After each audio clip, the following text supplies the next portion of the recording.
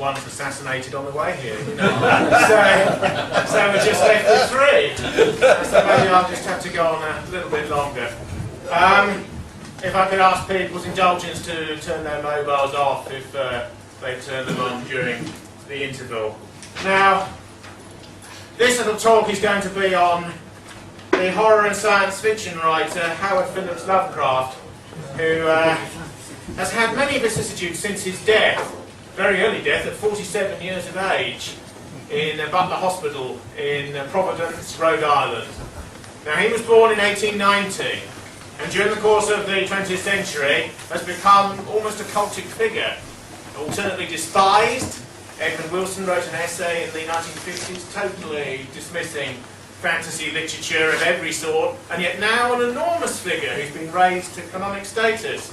I think there's an official American Library of Congress related set of editions in black, embossed to the hardback books of great American writers, Poe, Hawthorne, Melville and so on, right, Emily Dickinson, right the way through from the 18th to the 19th, 20th century just gone. Lovecraft is now included. Now, Lovecraft was an internet figure long before that was even invented, because he almost had his own media. At the beginning of the 20th century, often people used to have amateur press journals of their own, which, if you like, is the equivalent of a website or a blog now, and they would disseminate this material in certain cultural circles, particularly in the United States, where there's never been any state or public provision for the arts until the Kennedy era, and where private patronage went essentially towards paying forms. The idea of, in a Protestant and frontiers manner, producing culture for oneself or doing things and disseminating them in the way Ezra Pound did with his early volumes of poetry was very much the vogue. And Lovecraft essentially published himself in small circles with others, and then through a publication that was called Weird Tales in the 1930s and 40s, maybe the late 20s as well. Now, one of the interesting things about Lovecraft is that he, because fantasy and non-realistic literature, largely based on dreams and on phantasms and on nightmares, of course, in his case, both real and metaphoric, because that area was disprivileged, it was pushed down into not just popular culture or mass culture, but even lower culture in a strange sort of way. And I want to talk just for a moment about the culture of displacement.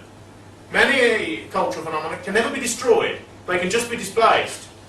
If you look at the cult of the heroic, and you look at certain classical and realist ideas, you look at certain pagan ideas, you look at certain ultra-masculine cultural conceptions, they've become so implausible and so disacknowledged within the post-war liberal dispensation that they've been pushed right, not to the margins of culture, but down into areas that critics don't even look at, because they're beneath that particular sort of trajectory, they're beneath that searchlight, if you like, to use that term. And they're beneath that. And if you look at a lot of comics or graphic novels, or things that children and adolescents read, fantasy, adventure, escapist literature of all sorts, you see certain primordial elements peeping out at you, often without any ideological or philosophical baggage at all, because these are entertainment-based forms, let's face it. And yet it's quite clear that certain values are being disseminated by virtue of this type of phenomenon. Lovecraft is famous today because he was once despised. He is famous today because he appeared in pulp magazines, in the racks, in drugstores and supermarkets next to the chewing gum, and that sort of thing, because teenagers would save their small amounts of money to buy these magazines that were printed on paper that was so thin and so cheap that it was cheaper than newspaper print. He's famous now, sort of infamous, because he was in Weird Tales. Most of the stuff in Weird Tales, of course, doesn't survive. Although it's interesting to notice that Robert E. Howard, who created a whole cycle of heroic masculine sort of figures who engaged in sword and sorcery type dramaturgy on the page, Conan the Barbarian and that series of stories is the most famous, but there were many before that. He's widely known now and is a sort of cultural brand in his own right. Clark Ashton Smith is another one, and there are a few others, Dennis Wandry, a few others who have survived the demise of the magazine that gave birth to them. It's also true that modern capitalist or post-modern capitalist publishing likes a good seller and exists to make money, and therefore the science fiction and fantasy areas, what H.G. Wells, when he created with Jules Verne a form called scientific romanticism in the 19th century, now fills, if you go into Waterstones or Borders or any of these other bookshops, great sort of whole walls is full of this stuff because it is bought. The interesting thing about Lovecraft is it's quite clear that most of his horror literature is based upon the dream, and he kept a dream book by his bed and wrote down just the skeletons, all the tropes, hand in lake, grabs child. That's all it would be. It's a black fantasy, if you like, and from that you embroider a short story, or even a longish, multi-episode short story. Horror and Gothic fiction, as the savage or blacker side of Romanticism as a cultural dispensation, is very suited to the short story form, because it's intense, because it is plot-driven, because it focuses around a denouement which reveals the reality of the tale and what has really been going on and closes it, and therefore in an American sense gives closure, and also because it's concerned with externality, things that happen to people and things that they fantasize about or configure before they occur. It's not given over to a very long, novel-length, discursive treatment of the inner mind, how people felt when these things were going on and so on. Strangely, in horror fiction at the contemporary moment, you get these great triple-decker novels that are this thick and are written by James Herbert and Stephen King and these sorts of people. The interesting thing about them is that, from my way of looking at it, I've only ever read one Stephen King book, and that's the one set in the hotel, The Shining, with the boy who has the second sight.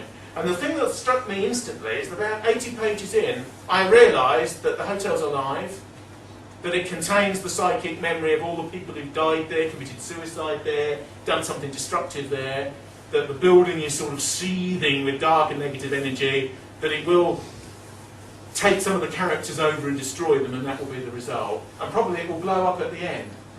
And I suddenly realised I've got to page 80, but there's actually 460 before you actually get to that moment. And it came into my mind that what King is doing is he's extending a short story out across 500 pages, because his editor has told him that you've got to have a novel length, not a short story, because the horror form, the Gothic form, from Walpole, from novels like Vathek, from early 19th century literature, from Mary Shelley's Frankenstein, when the Byron Circle all sat round and they all had to give a ghost story. Remarkable set of stories came out of that particular evening. Polidori's story came out of that. Her story, although Shelley said he cleaned it up and improved it. He did actually. And he did, probably, actually. And she later wrote another novel, I think The Last Man was one that survives, and Oxford classics still do. But why is it that particularly our people find the Gothic form, find, if you like, the dark romantic form deeply attractive, as many of our people do, subconsciously, as I do? And I think it's because there's a strength to the capacity to dream. It seems quite obvious to me that people like Poe and people like Lovecraft and their other similar writers, particularly short story writers, Oliver Onions at the beginning of the 20th century, Elizabeth Bowen, the Irish writer, who wrote some very Irish ascendancy writer, who wrote some very crippled, gnarled, ferocious short stories. Perhaps the greatest short story writer of this sort is M.R. James in the English tradition, who was a master at Eton all of his adult life. There seems to be not just the desire to dream, but the desire to make the dream strong in the articulation of it. And strength in some ways means going artistically, if only for a moment, in a slightly sinister direction before you draw it back to have a resolution. It's the sort of, the shadow that the tree casts gives you a three-dimensional insight into the reality of the wood. It's almost as if it gives a visceral quality to that which could be softer and ethereal otherwise. And without that balance, one can't find the centre. Certainly Lovecraft never wrote any of the stories for monetary gain, although he did do the odd bit of ghost writing, and some of which is now preserved. I think a book of the ghost written material the sort of touching up and receiving of a story and the recasting of it in his own imagination, has been published just recently. Lovecraft is out of copyright, of course, now, which is why there's a great plethora of this material in the last year and year and a half. His career began in sort of isolation and seclusion. He was an only child. His father died in Butler Hospital in 1898 in Rhode Island. Providence. Don't we hear in that name, Providence, the Protestant ancestry of New England? Salem, New Jerusalem, Providence, a people chosen by God, allegedly, leaving England to create a new world and a new dispensation. If you come from a town called Providence, you sort of know that you're part of the chosen, and in a differentiated way. And he never lost that New England element to him. Lovecraft always regarded himself as a Briton, even as an American. He didn't like the American Republic, too modern, too new-fashioned, too newfangled. Those people who didn't really care for Washington's revolution, some of them went to Canada, others called themselves loyalists or Tories, and they lived on in the United States, ultimately became a sort of gentlemanly cultural opposition to the nature of the American Republic, looking back to the British past, regarding that the United States was almost an extension of this country, that the theocrats who couldn't basically create a Protestant dictatorship that lasted after the Civil War and before left to create a new one on the other side of the world.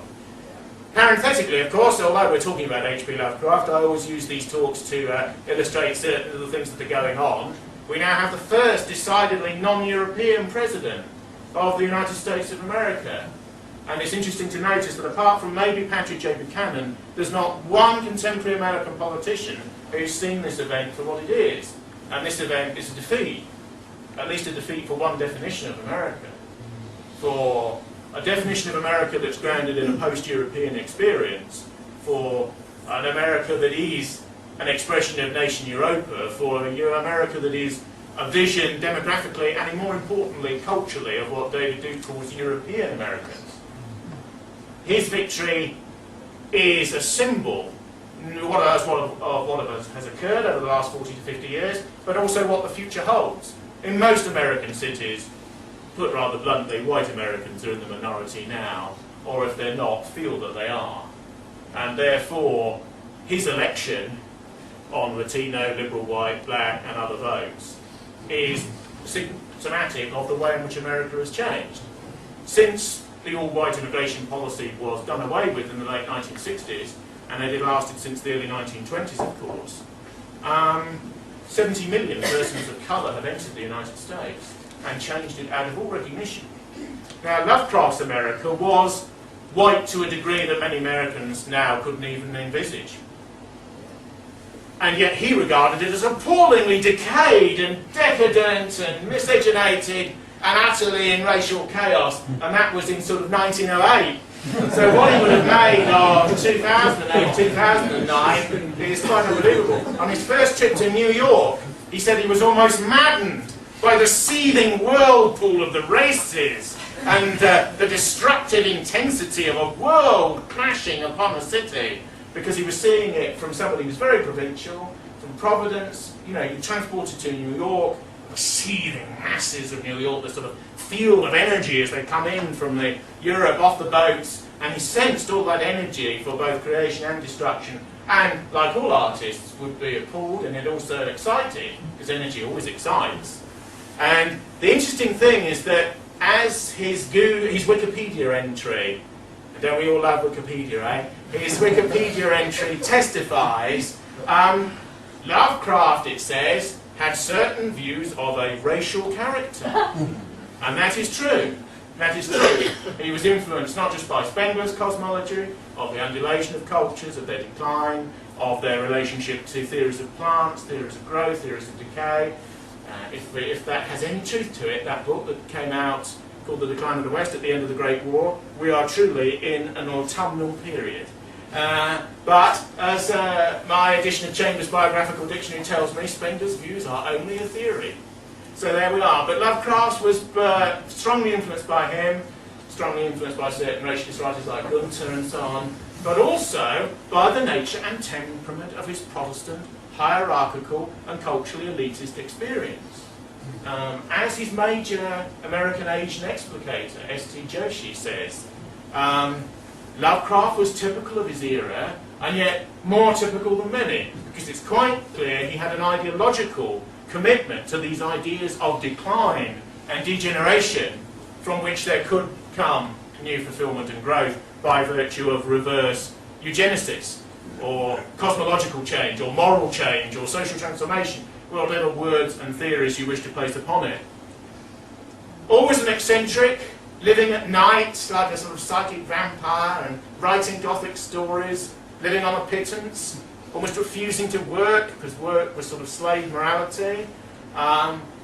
Attitudinizing about the old aristocratic past, which his father had never really lived through, but of course the man is the writer of fantasy. His father died of nervous exhaustion, but he actually died of tertiary syphilis in 1898. His mother died in 1921, possibly of an infection of that sort.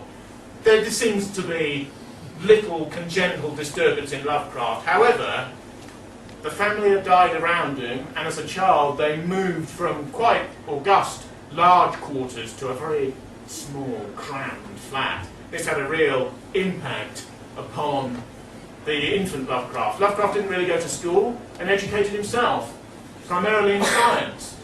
One of the interesting things about Lovecraft is that it would be easy to look at him as an eccentric artist and a writer of Wildian, Swinburnian, Edgar Allan Poe-like short stories, a sort of New England Gothic, as it could be described. But Lovecraft really was as much influenced by science as by the pedigree of artistic literature, whether related to the Gothic era that he made his own or not. One of the other interesting things about Lovecraft is he wrote an enormous number of letters. Rather like the compulsive emailer of today, he would write 7, 10, 20 letters a day. His biographer in the 1970s, a science fiction writer called L. Sprague de Camp, what a marvellous name, eh? L. Sprague de Camp, sort of French-American. He wrote over 100 books, including some of the Conan cycle that he finished after Howard shot himself. Howard knew Lovecraft, of course. Howard was again an obsessive writer from Cross Plains in Texas. His mother died one day, so he took a shotgun and blew the top of his head off. Same day, when he was 30. And yet he wrote, before he was about 30 years of age, what many writers struggle to write in after lifetime, and all of this stuff has been published during the course of the 20th century. But to return to Lovecraft, Lovecraft wrote over 100,000 letters, according to De Camp. According to Joseph's biography that appeared in the mid-90s, he wrote about 85,000 letters. But in any respect, he wrote an enormous amount, and many of these letters, because they're often to quite famous writers that he influenced, and the letters went back and forth, are being published over time. He also wrote 5 volumes of essays, which have now been published and are available via Amazon and so on. A cartoonist did an image of Lovecraft from early in his life, dressed like Poe, but further back. Dressed like sort of Poe, as Dryden, as Poe, with a wig, writing with a quill pen, because modern pens are just too modern, you know, with bats and various things in the background. The sort of the image appeals to his antiquarian bias, his 18th century bias, his Gothic bias, his image of himself, and so on. These essays are gathered together in the 5 volumes, as I say. One is on science, one is on art and literature, one is the amateur press journalism, which, if you like, is contemporaneous material. One is on politics. He began with a short sort of journal of his own called The Conservative, and rest assured that was indeed a conservative journal. In 1910, and rest assured that was indeed a conservative journal. In 1910. In America, of course, the word conservative has totally different connotations than it does in the European continent. Because we're so used to the centre-right Liberal Party being called conservative, we actually have a sort of slightly Anglocentric view of it. In France, conservative largely means somebody who philosophically rejects the tenets not just of the Enlightenment, but of the politics of the French Revolution, which is in itself a radical or revolutionary position in relation to the last 200 years of French history. So the word conservative has quite a different connotation in certain other cultures. Shouldn't just be considered to be, you know, the thing you call a party for people who've got a little bit of money, you know. Now, Lovecraft wrote about 30 stories, 32, 35, including some juvenilia. 3 of them are long enough to be novels of a shortish compass. Many critics divide them into 3. The period when he's very much under the influence of Poe and Lord Dunsany and the Celtic national romantic tradition, slightly darker, it's almost like the equivalent of somebody like Bax in prose, this sort of thing. This is his early phase, more derivative in a way. The second phase is largely when the material becomes darker, stronger, less prolix, less baroque, more visceral and darker in tone. The third phase, the so-called cosmic phase, is when he introduces many of his scientific ideas into horror literature, and when he develops a new vibration, a new discourse, a new way of methodologically capturing that era of fiction.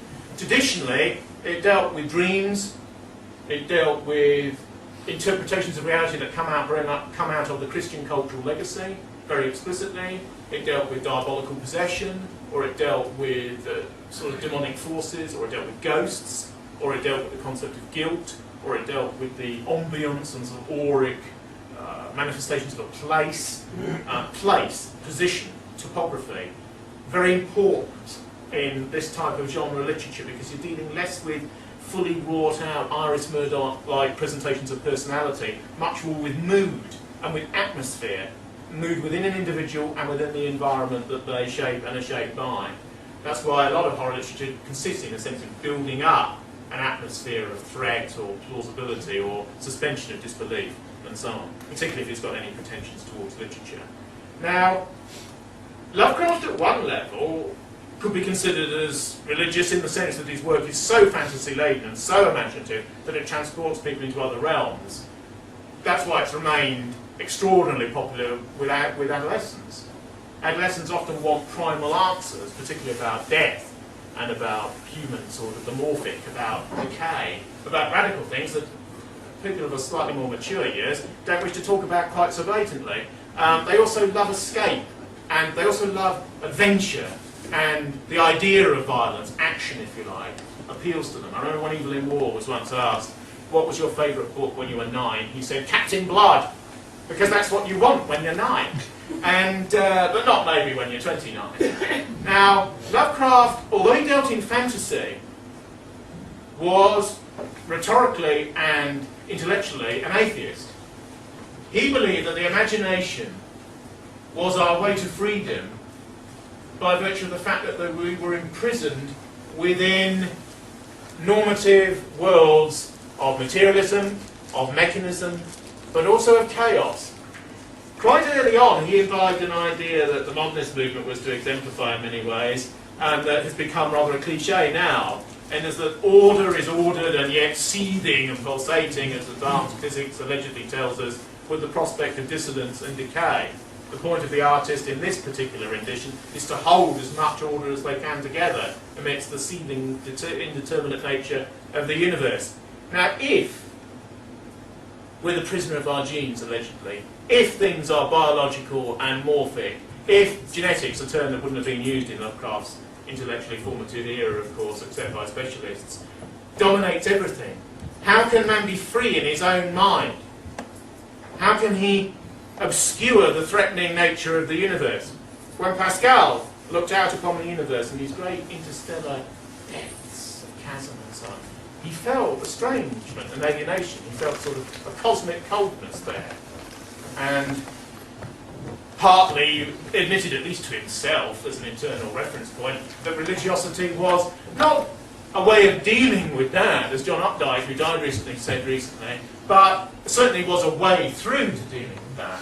Few of us really can configure that if our universe is one speck of sand in the Sahara, as certain cosmologists say, if that's what this universe is, and there are universes upon universes upon universes allegedly clustered together in various ways, if the human mind really only at the edges of consciousness can completely conceptualise this, even if most of these are theories that may be mathematically true, but we don't know whether they physically are true or not, science in the future may determine that, may not. But Lovecraft's way of dealing with this, a very modern way in actual fact, was to throw out the imagination, was to throw out the element of fantasy in the mind, that which often in the child is permitted for a moment and yet is discouraged. You know, the child wants to draw, the child wants to paint, the child wants to dream. Don't do that, don't do that. You have to stop that and get real and sort of go into main adult life and early living and that sort of thing at a certain time. Lovecraft wanted to keep alive that facility of dream, to go onwards and to mature and deepen the nature of those dreams, both positively and negatively. Indeed, in a way, he's only arguing for what many artistic types really do naturally anyway. Writing itself, in some ways, often for many people who write about the nature of writing, particularly fictional writing, whatever genre or area that they're involved in, talk about the resistance to doing it before you start, then talk about slightly disengaging from the most conscious part of the mind and allowing certain other things to come out. But this isn't stream of consciousness necessarily at all, because it's deeply structured, deeply ordered. You're dealing with different types of memory and different types of the reinterpretation of things which you've experienced and made up, even as you experience them. So quite complicated things are going on. The nearest parallelism I can give to such processes is when you're in an exam and you want a fact. If you screw your mind up and you think, I must have this fact, I must have this name, date, and so on, you won't remember it. You won't remember it. But if you allow the mind to relax, which of course is difficult when people are under pressure, but if you allow that moment to occur, suddenly it comes back to you. Just like that. Just as if a prayer has been answered because you didn't force it, because you used a different part of your mind. And in many ways, I think this type of literature, which is in part about death, I think Gothic literature is about death, and about how you place yourself before it, and how you deal with it imaginatively. Let's face it, the one human experience which you can never write about afterwards is death. So how do we preconfigure it in the mind in an advanced way? And isn't it also extraordinarily human to actually configure this ultimate topic as a form of play, as a form of entertainment? The people who like horror and genre and monster material and so on more than anyone else are adolescents, aren't they? And young people. So right at the start, you like the goriest type of material which you conceive almost as a joke to yourself, partly possibly to hide the seriousness of some of the depths that it can bring up. So some very interesting things are going on here. I'd also like to mention that in relation to the culture of the far right, there's a strong influence from the Gothic in many ways, particularly in contemporary culture. In a post-Christian society, which is morally dualist, and where the values have, in a very humanistic way, of Christianity have been secularised by liberals. As Aryan once said, we've kept the soft element of the Christian values and dumped the religion. And she's true. And she's saying the truth in relation to the mainstream culture that we're in, and its supervision by something like the British Broadcasting Corporation, for example. Now, in relation to that liberal culture, the radical right, and certainly forms of rightism, not as of the right of accepted conservatism, have been demonised. Have been demonised in a way that you would almost demonise a rival religious tendency of opinion since the Second World War. And demonisation works as a strategy. That's why it's adopted. It works in a way. But it also creates an enormous era of disfigurement, doesn't it? And fantasy and illusion. Because people are attracted to the darker side, even as they're repelled by it. So as you actually demonise something, you actually make it stronger at certain levels of psychological resistance. It's noticeable that in this society there are two tendencies of opinion that can't be integrated. There was a left-leaning form of modernism called surrealism. We had to talk about futurism earlier, which was of course Italian, and vorticism that was British. Surrealism was French, and had no connections with the right at all, because Breton aligned it to the French Communist Party and Maurice Thorez very early on. But there was as the Surrealism broke apart, as its leading gurus died after the war, such as Breton, situationism as a minor shard emerged. And this was the idea that all these tendencies are tied together, that everything's the same, that everything can be made a joke of, that you go to the Eastern Bloc and people are selling you stuff out of the back of vans and cars. I thought this was petty capitalism, you know, there's youth gangs around. Anthony Burgess went to Moscow and was appalled at the social disorder, even under Brezhnev. And he based Clockwork Orange and the gang culture that he saw, not on the ghettos of Los Angeles, but on the ghettos of Soviet cities, where they developed this language of their own to exclude adults and exclude the police, and this sort of thing. And Burgess was a professor or a lecturer in linguistics, and so I was incredibly interested in this. Now, situationism has the idea that everything's mixed together. There's a bar, it used to exist in Maidenhead, called the Soviet Bar. This is after the Soviet Union has fallen. You can go into the Soviet bar and you can have a Dzerzhinsky. You can have a drink called a Dzerzhinsky. How many people in Berkshire know that he was the founder of the Cheka, one of the major mass-murdering organisations of the 20th century? But you can buy a drink named after him in Berkshire. And that's because nobody knows. And they're not got Google in front of them, so they can't Google it before they drink it to be offended. Do you know what I mean? But it's the idea that something can be celebrated. The Red Bar, go in and have a red. And there's a slogan at the back of the bar that says, drink as much as you want. There's a red flag next to it, and it says, drink and be with the masses, be with the people. They're making a joke of socialist realism, of Prolkol. They're sort of spitting on it after it's fallen. It's been integrated. But there's two tendencies that can't be integrated into Western life, that where Debord's idea of the spectacle falls down. And they're the far right and what's called religious fundamentalism. They're the two areas that can't be drawn in. That's why this audience will consist of far-righters and some people who may or may not be considered by liberals to be metaphysical objectivists, which is the correct word for religious fundamentalists, if you like. And that's because these visions of reality can't be integrated into the contemporary PC. So the radical demonisation of tendencies of opposition, the fact that with the British National Party say at one end and Hizb ut-Tahrir at the other end, liberals know that they can't be integrated. They break their teeth on those. They can't be drawn in. But almost everything else, including the old far left of the past, can. This creates an odd energy because people are attracted towards that which is hated, particularly by power. But they're also revolted as well. So there's a division even in the nature of the attraction. People who've been involved in far-right groups for a very long time are aware of the psychology of certain of the haters, certain of the people who are most manifestly against, who are seething with anger whenever anything that could be attributed to the tendency that used to be called fascism comes up. There's a sort of Pavlovian moment of hatred and fear and loathing. And yet often that's hiding and masking a degree of quite subconscious attraction, which is not a foolish statement psychologically. Otherwise that superficial reaction wouldn't be as extreme. You don't rage against something about which you're indifferent. And so demonisation has all sorts of positively negative, queasy, but also genuinely negative formulations. It's also quite true that what's called the Hollywood Nazi element has done no one any favours at all. Because you don't have to be involved in the radical right for too long to realise that there is a small number of people of psychopathological tendencies and all the rest of it who are attracted because it's hated, because it's regarded as evil.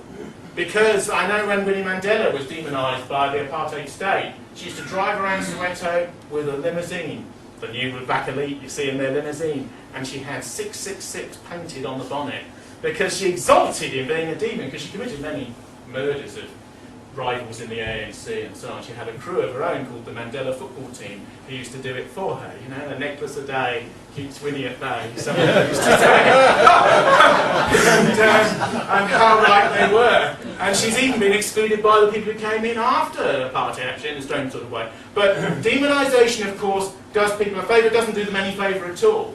It's certainly true that it terrifies many people in the middle, or of no views at all, which is the majority of people in a Western society.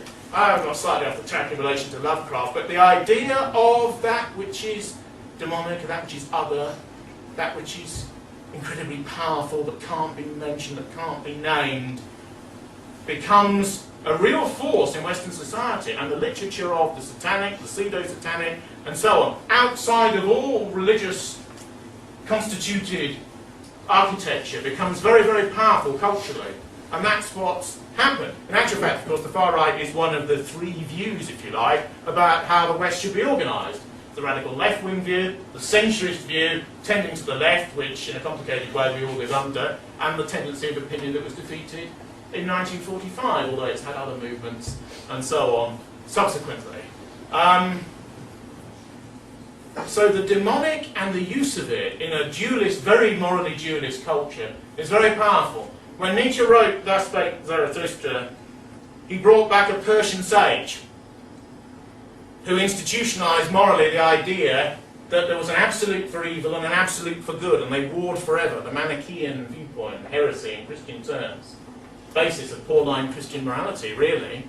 They needed a morality for this new post-Jewish faith, so they found one. When Nietzsche wrote that book, he wanted this man from the mountains, if you like, to come back. This figure with a white beard and staff, you know, maybe a hat as well. An iconic figure in all cultures. He wanted him to come back and advocate non-dualism. The overcoming of the positive and the negative force and their institutionalisation into one area. And in a way, Gothic fiction, you could argue, is in some ways a recreational, entertainment-oriented version of that type of philosophising, because in many of Lovecraft's stories, in many of Poe's, many of Hawthorne's, it's very difficult to see who's the hero and who's the villain. The villain is often circumstances of God, if you like. Or it's something from the outside, or it's something that's very arcane. Even in relation to literature that's very much more of an explicitly Christian period, the idea that the destructive or the diabolical comes from outside is very powerful. But then again, if it's to come from the outside and into the inside of the human mind and purpose, there's got to be an entry point, hasn't there? There's got to be an asking of the force to come in. I remember at the beginning of Dracula by Bram Stoker, Jonathan Harker goes to the castle. Remember that magnificent scene in Transylvania? And he's there and the Count appears.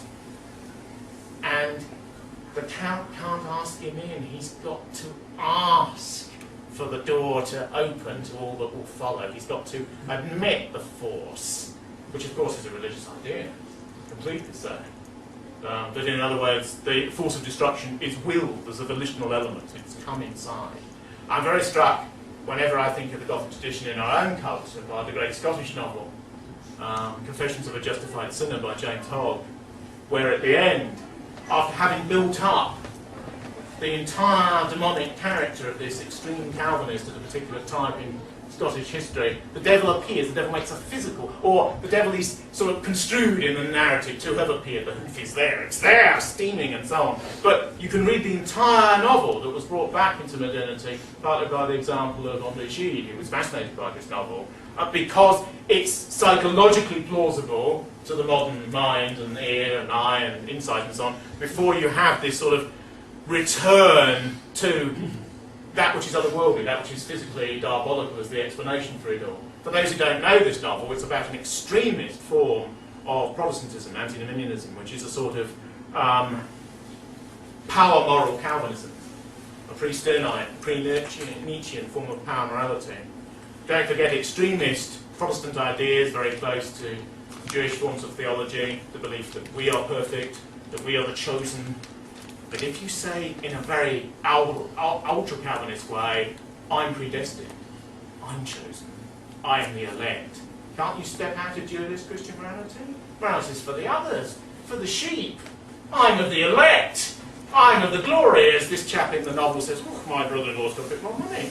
I need to dispossess him of that money because I'm of the chosen, I'm of the Zion. We stride over the others. I remember my mother was a Presbyterian, and I once entered a Protestant chapel and they were all chanting, we are Zion, we are Zion, we are Zion. Now you know why Americans in the Deep South support the Israeli gunboats and planes as they bomb the Gaza Strip. Because in their own minds they think of themselves as Zion. They think of themselves as elite. Because that wing of the Protestant religion believes those sorts of things. Now, Lovecraft came out of that tradition and was formed by it, even though he had a sort of cynical, an edge of the corner, knowing, an artistic attitude towards it. Because, of course, artists make play, as well as celebrating the traditions out of which they come. Conceptually now in the West, people who create say they believe in nothing.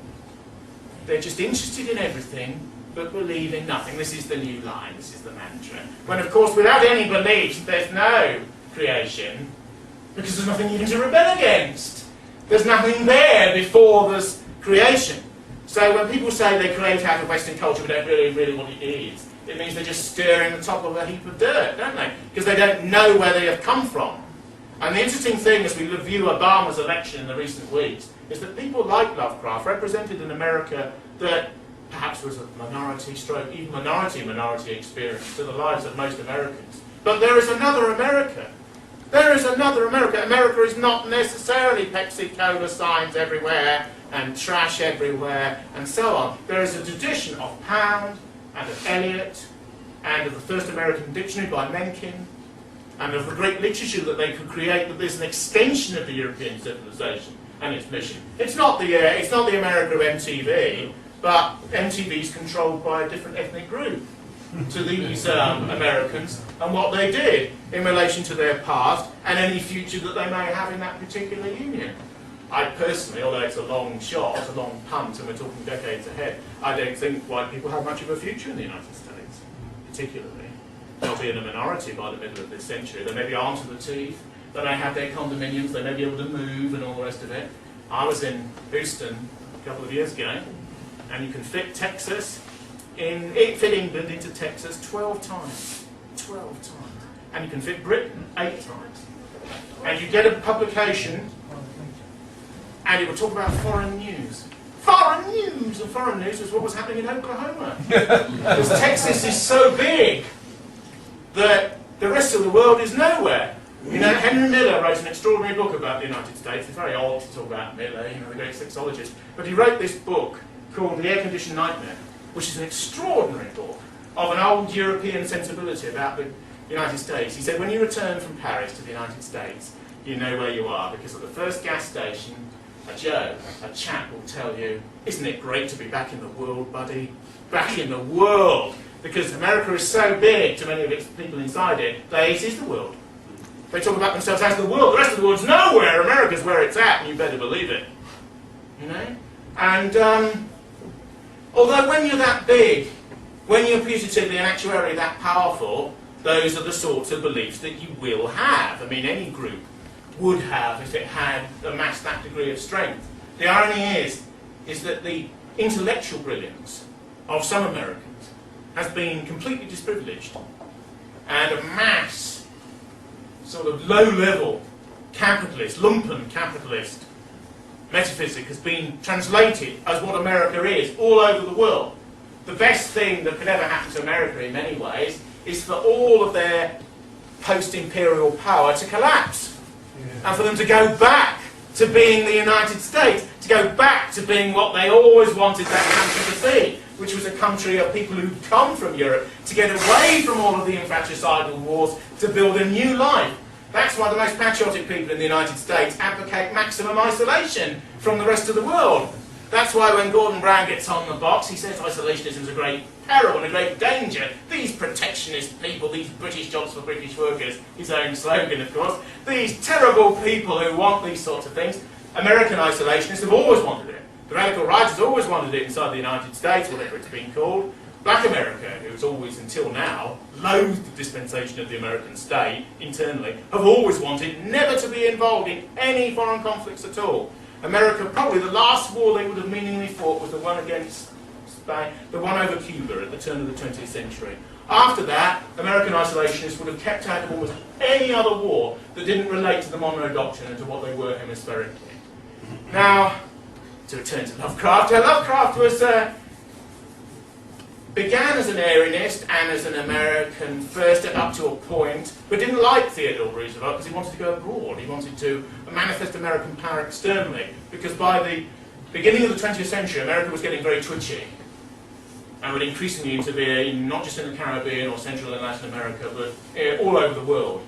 They tried one great attempt to intervene, of course, at the end of the First World War, when Woodrow Wilson adopted a liberal mantra for American global hegemony, and then there was a resigning from that, there was a retreat.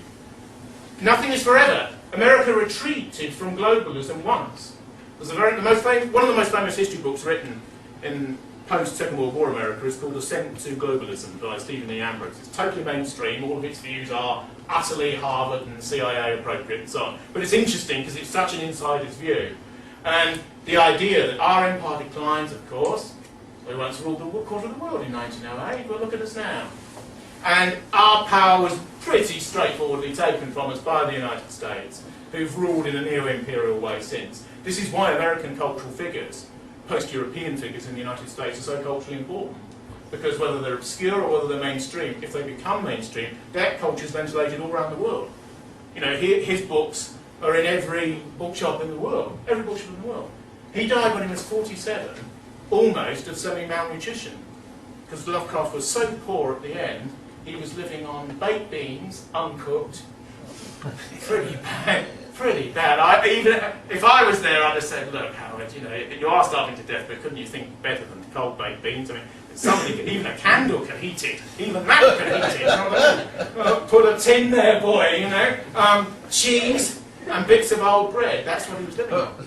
So, in a strange way, it's how the aristocratic sensibility has declined in the United States, because you have an extraordinarily lopsided, gifted individual who can write great big thick books of no commercial value whatsoever, who's not an academic, who can't make money, and whose family inheritance is gone, in a world where if you can't make money you're nothing in the United States, and where the only class that they had of a higher sort, the slave-owning southern aristocratic class, has gone down in the 1860s, been completely destroyed in the war-to-end war within the States.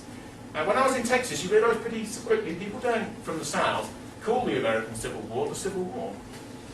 You say the Civil War, and they say, what's that? And you say, well, you know, the Civil War. And they say, no, the war of aggression between the states. The war of northern aggression against us, or the war between the states. So it's very important. Tribalism. America's not one country, it's many countries. Every tendency, every race, every culture, every religion's there now.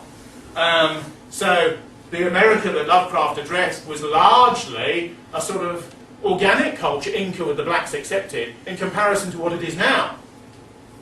Now, Lovecraft's later phrase, which is called cosmicism, is when he thinks of enemies of the human coming from the outside.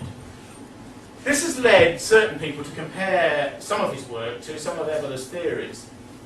It's always said, and I remember well, in a book, a female academic from Northern England, a Jewish woman called Jill Seidel, wrote a book called The Holocaust Denial. It was published by a very obscure press about 15 years ago. And she said something very interesting in that book. She said, all right-wing discourse is an attempt to build hierarchy, and is an attempt to justify inequality, and is an attempt to exclude, by virtue of its hierarchical ordination. And that is a totally truthful statement. That is a totally truthful statement. It's one of those moments when the outsider sees from the outside the truth of the discourse. Why do right-wing sensibilities do that? Because they want to create order. There are then debates about where the order comes from. And of course there's two great views. One is the order is prior and is metaphysically objective. In other words, there are outstanding truths outside time, outside history, outside man, outside his circumstances, that they are divine. But humans don't, maybe necessarily in their individuality, know everything that pertains to the truth of that, but they are prior to man. That's one of the views upon which you base the idea of a civilization. Not it's all made up, you know, I just thought of having it today. That's called heuristic thinking. You make it up as you go along. The other great sort of polarity, which is the more modern one, is people in a sense who can't accept the religious verities of the past. Don't forget, almost everyone in a Western society has grown up in a society where the religion has crashed down around them. It doesn't exist. I was born in 1962. You know, the Christian religion was, even if I had any partiality in that direction there anyway, was dead and had been really dying for at least a century, in my mind, in the mind of many young. Now, in this situation, the one we are now, people of a rightist bias, if you like, in the last 200 years, somebody like Charles Maurras, somebody who founded Action Française, thought, I may not know what the absolute truth outside of this life that I experience is, but I can still support order, and I can still support that which is given, and I can still support prior structures that lead to hierarchical inequality. Why? Why? Because they give meaning. Because they give meaning, because they lead to transcendence, or the idea of transcendence, which is the metaphoricization of hierarchy as you go up. Why do you want that? Your liberal would say, why? Why do you want all that? You want it because it makes life deeper, makes life more three-dimensional, makes life more real, makes the prospect of death more real. Well, why do you want that? you want that so you can be more alive. Then they stop saying, why do you want that? Because it's become rather obvious. But he said, oh, but that will lead in some ways to a tragic view of life, or to a more profound view of life. And one of the modern conceits is to have things at such a low temperature, have everything so boring, so nice, so compartmentalised. You're feeling depressed for a shot. That's what life's about now in the West. The irony is many people from cultures outside the West look all on at us from the outside and think we're all ninnies and we've all bought what goes on here. And the truth is, of course, that the bulk of people have accepted liberalism because their prior religious tradition has collapsed for many of them, and they're lazy, and they're enmeshed in materialism, and they're enmeshed in materialistic lives. You know, it's the sort of people, if their credit cards are taken off them, they'll be crying. Our Marines are crying when the Revolutionary Guard takes their iPods away. Many of them, I tell you, if I was running this country, and then you'd train those Marines would be crying, not the Marines themselves. But there is a degree to which, if you like, a constructive, non-religious-based view of right-wing thought is also valid in this sense, because if a prior hegemonic religious viewpoint is collapsed, many left liberals would argue just plump for what exists now. Safe, utilitarian, global, market-based, we're all the same, we all want the same things allegedly, we all want to shop, we all have the same desires, an Asda in every street, you know, this sort of thing. But in actual fact, we're not all the same, and we don't want all the same things, and we don't have the same dreams or desires. And sort of Lovecraft literature is about some of those dreams and some of those desires. In closing, particularly for people who've never read him at all, I'd like to look at one story in particular called The Dunwich Horror, which is very interesting. It's about 60 pages long. And Lovecraft builds atmosphere amazingly in these long, archaic and baroque sentences that seem to go on for almost too long. You know, the story is about an eccentric backwoodsman who's a black magician, and who has a sort of sabbat or circle up by these stones in the heath. Because he has such a sort of Salvatore Rosa imagination, Lovecraft could see a nice wood in sunlight, and what he sees is Gothic gnarled trunks and the prospect of human sacrifice in the woods. That's what he sees, when in actual fact it's a sort of nice sort of Woolworth postcard is Dessart, you know, in the sort of, in his imagination, because he sees things in this dark sort of a way. And the story involves, always with Lovecraft, even about his fellow Americans, conceptual elitism. Because there's this attraction to the barbaric, the instinctualism of the lower orders, and also this moral revulsion as well. And also they're the ones who will allow in the forces from without. And there's this decayed family, decayed genealogical line called the Whateleys. And it's quite clear that this sort of malformed woman in the family allegedly has some sort of congress with a being of nethermost essence from without. And she has 2 children. And the husband, the uncle who's left, creates a dwelling inside the house where he locks all the windows and he closes them down and he builds a wooden structure on top of the house. The idea of an extended padded cell, if you like. This is very much a staple of Gothic literature. It was always said the old British aristocracy had always, you know, the big family chain, you'd have one who was mad, one who was utterly insane, you know, but you wouldn't have him in the black wagon dragged off to the local asylum. You'd build a padded cell in your mansion for him, you know, is that Geoffrey screaming? You know, and he'd be there. He wants feeding again, you know, approach with a long pole, and that sort of thing, that very English sort of British way, you know. And in a way, this sort of literature is like the sort of fulminations from that room, you know, at a distance. And so he builds this structure onto the back of his barn, and there's 2 brothers that have come from this illicit congress, this thing from without. One can be seen, and he speaks this sort of hick dialect, you know, this New England hick dialect. I'm going out in my buggy, this sort of dialect, you know. And he's always very tightly dressed. Tightly dressed. The idea being that there's bits of him that could slip out that you wouldn't want to see, you know. Bits of him that aren't human, you know, particularly from beneath the waist, you know, the old idea that of the hooves and what is above them, you know. And every time he wanders down to town to have a chat, to have a jaw at the local drugstore with a few of the characters who prop up these stores, you know, he's very careful about his diction about his way of behaving, about holding his trousers up, as of course you would be if you were half demonic, nether essence, going down to the local store to obtain provisions. I mean, you know, put yourself in the chap's place, you know. Then he gets in his buggy and he drives back up to the family farm. All the time there's incessant tapping and knocking from the creature inside the extended wooden balustrade that's wanting to get out. And of course, there's always a professor in Lovecraft stories of Miskatonic University or the University of Arkham or something like this.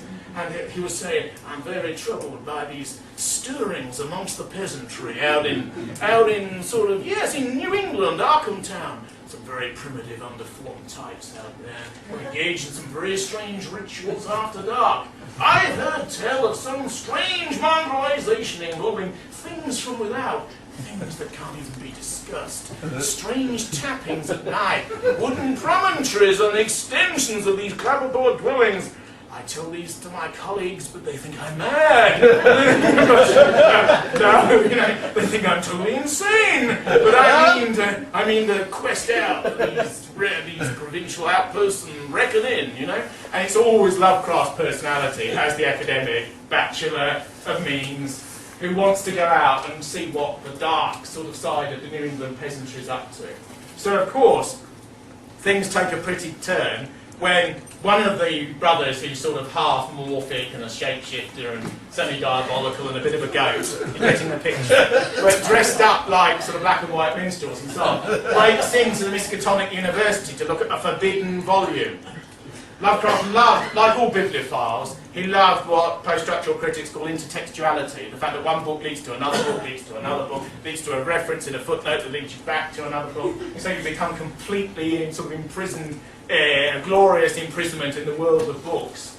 There's a sort of, in some ways, a sort of anti-fascistic novel called Auto de Fe, written by Elias Koenigke, about a crazed bibliophile who lives increasingly surrounded by books, and the books get closer and closer, you know, so that they're toppling over him, and they're almost sort of animate things about to destroy him, and he needs his crude housekeeper to keep the knowledge at bay. You know, it's a satire on the mind-body split in Western civilization, where intellectuals become so lopsided almost they topple over because the physical bit gets this small. But with the Whatley, in comparison to the brain, but metaphorically, but with the Whatleys, this demonic family, he breaks into the university to consult the Necronomicon, this book that Lovecraft made up, of forbidden lore, written by a mad Arab. You know, can imagine it, mad Arab with the sort of, and the ink is the sort of, I don't know, the sort of, the inner sort of blood of a tarantula and so on. And the chap, the mad Arab, is writing these sayings that the nether gods are telling him in spidery hand. It's marvellous stuff, you know. And Whatley breaks into the library because I just got to get what that crazy old Arab was into, because I feel something's a-coming, you know? Something's a-coming, and I've got to see this book, you know. And he's caught in the university library, sort of transgression. He's caught trying to get this volume translated in Lovecraft's spiel by John Dee, who was a famous magician and famous writer in that area of pre-science, where magic and classical law and extreme learning and arcana and sort of madness all seem to sort of gel around in one sort of area. And how a backwoods peasant who's got goat's hooves could read Latin written by a mad Arab is not dwelt upon, because of course in this literature you don't, you know, details, that's for the critics, you know, that's for, you know, the Edmund Wilsons of this world, you know, not the adolescents reading this sort of stuff. And he's writing it all down, he said, he said all these sort of sigils and strange terms that when he speaks to his father, the old ones, the ones out there, at the Sabbath, he's going to bring down other glee, by which again, it's the simple ones left at the turning with the cart who see it. As the sort of half-brother morphic form, the other thing that was mated at the Sabbath and hidden in the farmhouse by the wooden extension and then burst out. They're the ones who see it, not the intellectuals. And they come back, and the sort of the New England rural citizens are on the ground, rolling around, saying, oh my God, I saw it, I can no longer see. You know, it's like sort of the binding in Lear in reverse, you know? The professors ask them to recount in their own words, which gives Lovecraft the chance to do the sort of hit dialogue that he loves about what they've seen. And one of them, sort of, a couple of whiskies down the throat and a tie released and so on. He says, "I saw it, man, I saw it." He said, "It came out of the farmhouse, big like a cloud." He said, "But brown, and it wasn't human, you understand? It wasn't human at all. It was writhing snakes. Snakes afresh, and they were grey, going on pink. And each hose pipe, each thing had a sucker. Had a sucker like a mouth at the end of it. Some of it was green, and some of it was violet, and some of it was brown, and some of it was some sort of colour you don't want to even think of, you know what I mean? And on top of it was this great sort of a disc.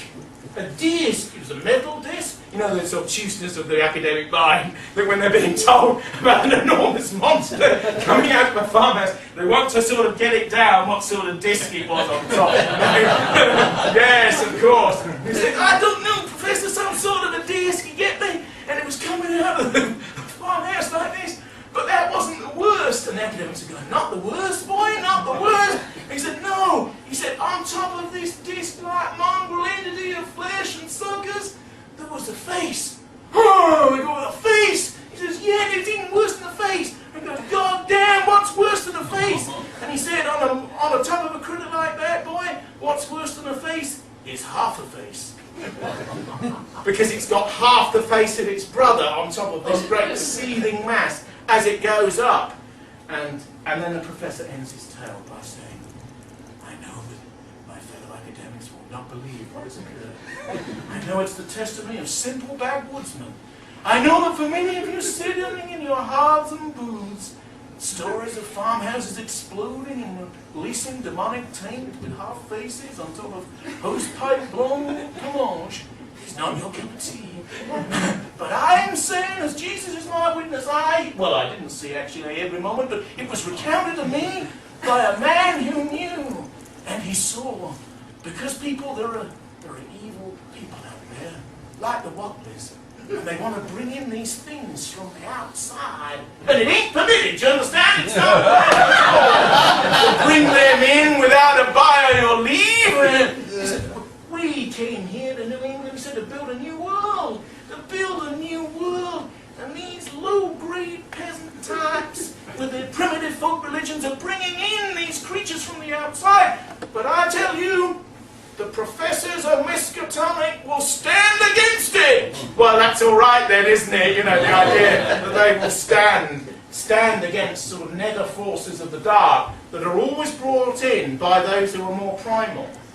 And then the story ends. And it's a sort of, and hence, the Dunwich Horror, which is the horror, the thing at the end, or the half-brother who isn't quite human, or the breaking into the museum to get the sacred stained glass in the book that will release in more of those things, and this sort of thing. And there's a great moment at the local store when the uncle, who's helped sort of give birth to these monstrosities and this sort of thing, comes in, helps with the birth, and chats at the local store, and he says, "Oh yeah, I've got some people in my family," he said, "the like of which you wouldn't believe." He said, "The like of which you wouldn't believe. They weren't even human. Indeed, they're better than human and worse." Yeah. And, yes, and people extrapolate. Marxian, deconstructive thinkers think he's Lovecraft really talking about some of the people he met in New York and that he didn't like very much? Or is he talking about civilization decay? Or is it a complete fantasy where it's just a dream stroke nightmare and has no reading beyond the text? It has no reality beyond itself? Who knows? What we do know is that Lovecraft died penniless in 1947, and yet, no, in 1937, at 47, and yet a publisher, of people who admired him, many of the people he'd sent the emails of his era to, thousands and thousands of times, all of his correspondence, clubbed together to create a publisher called Arkham House, who brought him out over the last 20 to 30 years. And then he gradually became a more and more significant figure. Even the great sort of popular novels, I knew somebody who actually printed Stephen King's It, I think. 6 million were printed in Britain alone. 6 million! They run the presses at Richard Bungay Clare, one of the very, very big printing firms in Britain. They kept them on 24 hours, never stopped. 6 million. And so I always think to myself whenever I hear that figure, it's so amazing how that figure always recurs everywhere. You have to fall over and it's being mentioned somewhere. Even in the most inappropriate of places, it just seems to come back like a tick. But there's a sort of, but King has said of Lovecraft that Lovecraft is the greatest writer of the baroque and highly wrought literary horror fiction in the 20th century. And in a way, it's true, because he creates his own world, you go into it, you sort of know what you're going to get. Other stories are very Poe-esque. There's an early one called The Outsider, where a man sort of meets himself in a mirror and has a denouement thereby, the self-reflective moment. It's a very old sort of classic sort of Gothic fare. There's a few extraordinary ones, which I'll close with. One is The Colour Out of Space, where this force comes from without, like radiation, and infects this farm. And they all decay. And there's great lines in it. Like there's Uncle Wilbur sat by the fire with a little pipe, you know, that sort of thing. Suddenly part of his body falls off. And one of his relatives, one of his nephews goes, "Wilbur, what's happened to your arm?" And he goes, "Oh, shucks, it's gone and fallen off," you know. And it's there, because they're all turning to dust under the radiation. This colour that comes from without. And the interesting thing about Lovecraft is that the monstrosities are sort of pseudoscientific. They're like radiation. Remember the scientists who developed the American atomic bomb? Yeah. And they used to chuck bits of the inner machinery to their children? Because they knew very little about the concept of radiation. They all died of cancers in about 10 years later. There's pictures of them from the Washington Project. There's one famous picture of one of them holding up an inner component from the bomb. He's holding it on his aunt's head. Thinking, gee, look at that, you know, smile, you're on Kodak, you know, she'll be dead in a couple of years, you know. It's because they didn't know, and therefore to write a story like The Colour Out of Space, which deals with the fear of radiation, before that was even mentally known, is extraordinary prescience, isn't it, really? And that's why I say that in a way, people like Lovecraft and the tradition that he represents are dreamers. Are dreamers. There's the old theory that Colin Wilson once put in one of his books. It's a theory that sometimes works, although there's no scientific basis for it. If you have a face before you, photographically, you look at the left eye that looks at you, because it's said that that indicates the inner personality. It's not scientific, but policemen still use it. It's very interesting. You look at the right eye, that is allegedly the personality as it's configured for presentation. It's the world, it's the mask, as they call it in Eastern cultures. It's that which you wear. The left eye indicates the inner personality and that sort of thing. And it's very odd. If you look at many poets, there's an enormous development of the art of this eye. It's just a way of looking at it. It's just even an artistic way of sort of looking, an intuitive way of looking at these things. But Lovecraft's eye is that of somebody who's not entirely on this world, as mentally he wasn't. A dreamer, a visionary, partly mad, partly sort of glorious, but very much part of our tradition, I think. This capacity for transcendence and a capacity for a sort of Saturnalian and darker element to the notion of that transcendence. I think it's visionary power in art. I think it's the greatest things that we've achieved, tragedies usually, the greatest things that we've culturally achieved, the Elizabethans, the Greeks. They deal with this sensibility and its power. And I think that when one sees an advertisement for a mobile phone, or one sees some egregious Americana that one doesn't like the look of, you always remember these other figures. People like Lovecraft, like Poe, like Pound, like Lewis, although he was Canadian by birth, like Eliot. Often ultra-European figures with their Dicky Bay ties and all the rest of it from the early part of the 20th century. And we understand that there are many Americas, and that we feel spiritually closer to the one that they represent than the one that Obama represents. Thank you very much.